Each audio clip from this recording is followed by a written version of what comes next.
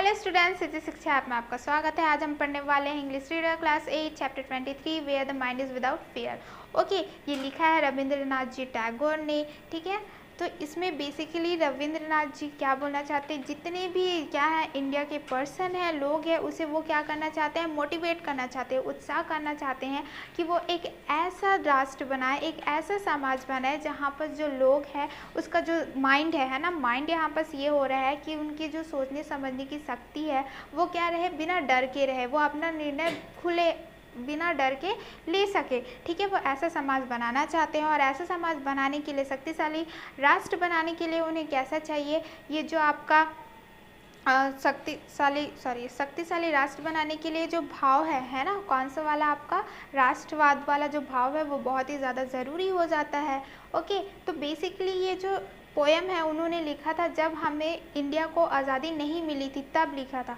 वो बताना चाह रहे हैं इस पोएम के ज़रिए कि वो जब आज़ादी हमारे देश को मिले तो जो हमारा देश है वो किस प्रकार का हो। इसलिए आप देख सकते हैं इसका टाइटल भी है where the mind is without fear, कि ऐसा हमारा दिमाग हो, हमारा जो सोचने की, समझने की, निर्णय लेने की शक्ति हो वो बिना किसी दबाव में हो, किसी डर में हो।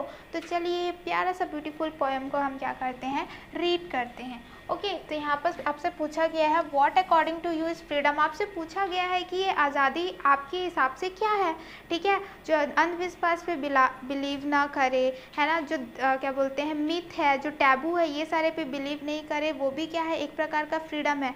सिर्फ ब्रिटिशर से हमें आज़ादी मिल गई वो तो दूसरा है, लेकिन बहुत सारे ऐसे अंधविश्वास चीज़ें हैं जो क्या करते हैं, हमें बांध के रखते हैं, उससे भी आज़ादी हमको क्या करना है, पाना है। ठीक है, तो ये तो मेरी तरफ से था कि फ्रीडम क्या होता है। आप अपना डिस्कस कर सकते हैं कि एक्चुअली में आप फ्रीडम से क्या समझते हैं।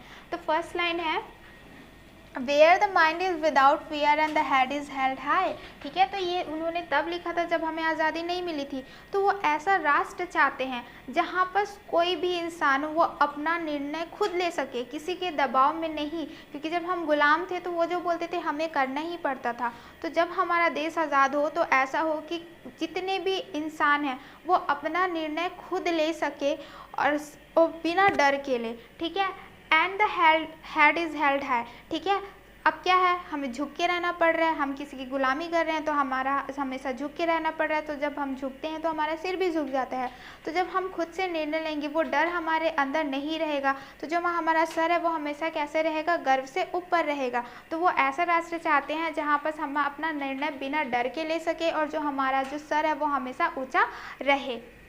Where knowledge is free. ठीक है, जो ज्ञान है, ठीक है, जो भी ज्ञान है आपका वो हमेशा, जो एजुकेशन है वो फ्री रहे, वो सिर्फ बच्चों के लिए नहीं, बड़ों के लिए, हर सब के लिए क्या रहे, मुफ्त रहे। ठीक है, पहले क्या होता था, ब्राह्मण्स को मिलते थे वो आपके क्या बोलते हैं नॉलेज, बाकी लोगों को नहीं मिलते। बट मेरा राष्ट्र ऐसा होना चाहिए कि सभी को इक्वली क्या मिले, वो नॉलेज मिले और वो मुफ्त मिले।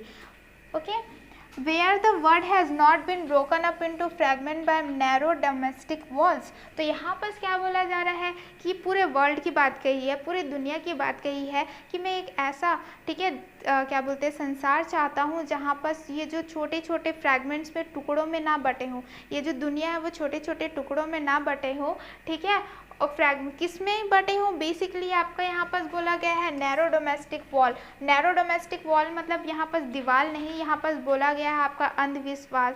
ठीक है, लड़कियों को बाहर नहीं जाना है, ठीक है, लड़कियों को शिक्षा नहीं देनी है, ये सारी चीज़ें हैं कि आपके डोमेस्टिक वॉल पे आते हैं, है ना। मतलब ये जो नैरो माइंडेड है, ये जो छोटी सोच है, जो क्या बोलते हैं अंधविश्वास है, इससे क्या हो, जो हमारा संसार है वो छोटे छोटे टुकड़ों में ना बटा हो। ठीक है, ऐसा रविंद्रनाथ जी कहना चाहते हैं। Where words come out from the डेथ ऑफ द ट्रूथ। वो चाहते हैं कि जितने भी देशवासी हैं वो हमेशा क्या बोले, सच्चा बोले, है ना, बनावटी ना बोले, वो हमेशा सच का साथ दे और हमेशा सच ही बोले, जो वो उनके अंदर से आए, हमेशा सत्य का ग्रहण करें। ठीक है, where tireless striving stretches its arm toward perfection. मेरे देशवासी ऐसे रहे जो क्या करे, स्ट्राइविंग मतलब होता है लगातार, है ना, कोशिश कर रहे हैं, मेहनत कर रहे हैं, हमेशा टायरलेस, बिना थके वो क्या कर रहे हैं, मेहनत करते जा रहे हैं।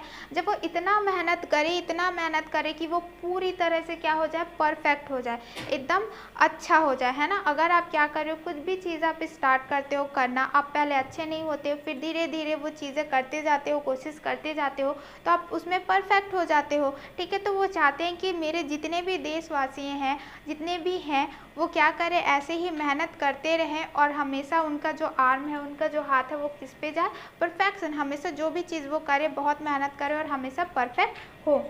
Where the clear stream of reason has not lost its way into the dreary desert sand of dead habit। ठीक है, तो यहाँ पर क्या बोला गया है, ये line, where the clear stream of reason मतलब हो जा रहा है यहाँ लॉजिकल थिंकिंग। जो लॉजिकल थिंकिंग है, किसी भी सोच समझने की शक्ति है, वो हमेशा कैसे रहे, जैसे एक क्लियर, है ना, साफ़ सुथरा स्ट्रीम रहता है, वैसे भी लोगों की सोच क्या हो, साफ़ सुथरी हो और वो कहाँ पर खो ना जाए, हैज़ नॉट लॉस्ट इट्स वे। और ये जो साफ़ सुथरी सोच है वो कहीं पर खो ना जाए, जहाँ पर डेली डेजर्ट सैंड, जैसे कि डेजर्ट में जानते हो ना कितना धूल वहाँ पर कोई भी जाए तो घूम जाए, तो वैसे ही जो लॉजिकल थिंकिंग है वो किसी क्या बोलते हैं, रेगिस्तान में गुम ना हो जाए, किसमें, और बैड हैबिट्स, ठीक है, डेड हैबिट्स मतलब कि गंदी आदतें, ठीक है, स्मोकिंग करना या फिर आपका दारू पीना, गाली देना, ये सारे जो गंदी आदतें हैं, काम ना करना, काम चोरी करना, ये सारे क्या हैं, डेड हैबिट्स होते हैं।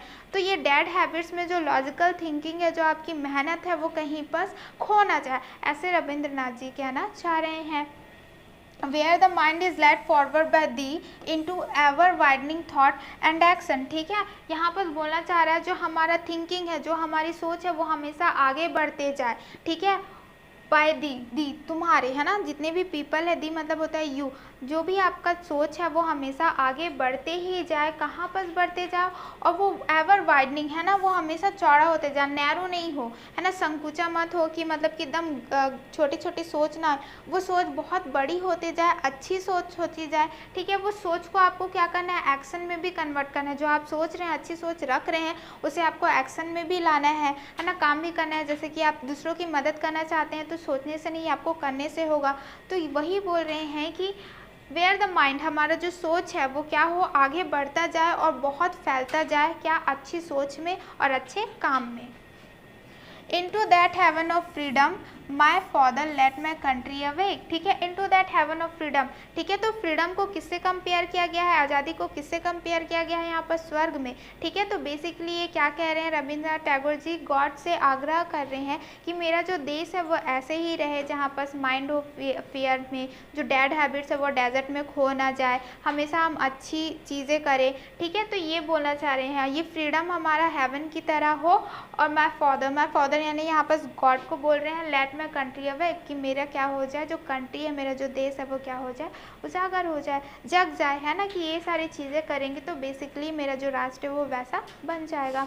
तो आई होप कि आपको ये ब्यूटीफुल पोएम समझ में आ गया होगा, और ये भी कि आपको रविंद्रनाथ टैगोर जी कैसा राष्ट्र बनाना चाहते हैं वो भी समझ में आ गया होगा। तो यहाँ पर हमारा होता है पोएम कंप्लीट। अब हम आपको मिलेंगे नेक्स्ट वीडियो में नेक्स्ट चैप्टर के साथ। Thank you.